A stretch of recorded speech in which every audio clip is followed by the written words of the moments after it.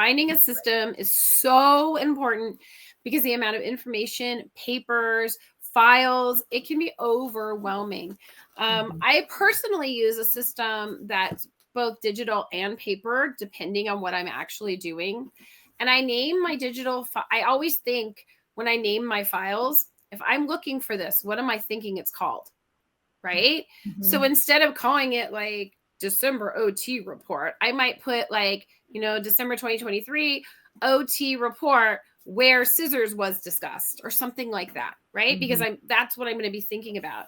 Another thing I'll do is I will like put little stickies on the paper copies, and when I go to meetings, and I'll label them like accommodations or whatever I know is an area that we need to talk about, so that when we get to that part in the meeting, I can flip to it instead of having to go through the 45-page IEP to find it.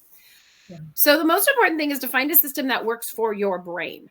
Throwing it in a box over there in the corner isn't going to work because you're not going to be able to find what you need when you need it. So the app, the Undivided app, is amazing, and it seems to be getting better all the time, which is crazy because it was amazing to begin with. And I have lots of parents who have been using that and love it. So you just have to find a system that works for you.